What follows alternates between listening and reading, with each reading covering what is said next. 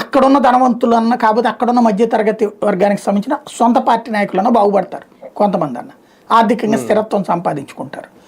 అట్లాంటిది జగన్ చేయలేదు. ఇప్పుడు బాబు గారు చేస్తున్నారన్నది పత్రికల్లో చూశాను నేను. చేశారా లేదా అన్నటువంటిది ఇప్పుడు జగన్ చెప్పినప్పుడు కూడా అన్నీ చేస్తున్నాడు కదా అనుకున్నాం.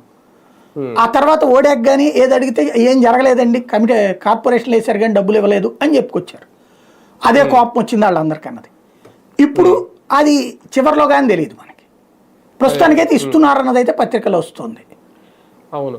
కానీ ఇంకో విషయం సార్, మామూలుగా ఆంధ్రప్రదేశ్ ఎన్నికల్లో అంటే ప్రతిసారి ఎన్నికల టైంలో కాపు సామాజిక వర్గం ఓటు బ్యాంక్ అనేది ఎన్నికల గెలుపును డిసైడ్ చేస్తుందా, వాళ్ళు ఎటువైపు ఉంటే అటే ఆ పార్టీ లేదంటే ఆ కూటమే గెలుస్తుంది అనే సంకేతం బలంగా వెళ్ళడానికి ఏమైనా కారణాలు ఉన్నాయి? ఇప్పుడు అందుకే జగన్ గారు కూడా అటువైపు ఏమైనా మొగ్గు చూపుతున్నారు.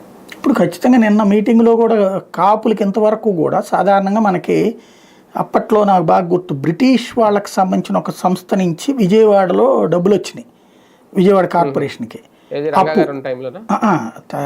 మహిళ కమ్యూనిస్టులు వీళ్ళు ఉన్నారు, తెలుగుదేశం కూడా తోడు ఉన్నటువంటి, అంటే తెలుగుదేశం సెంటర్లో అధికారంలో ఉంది ఆ టైంలో వచ్చినాయి, లేదా కాంగ్రెస్ పార్టీ అధికారంలో ఉన్నప్పుడు అనుకుంటా, జంజాల శంకర్ ఉన్నప్పుడు అనుకుంటా, ఏదో జంజాల శంకర్ మేయర్గా ఉన్నప్పుడు బ్రిటిష్ వాళ్ళకి సంబంధించిన సంస్థ నుంచి ఫండింగ్ తెచ్చాడు. ఆ తర్వాత వచ్చిన ప్రభుత్వాల టైంలో కూడా అది కంటిన్యూ అయింది. ఆ డబ్బులతో ఏంటంటే సెల్ఫ్ సస్టైనబుల్ చేసుకోవడానికి అది అప్పుగా ఇస్తారు.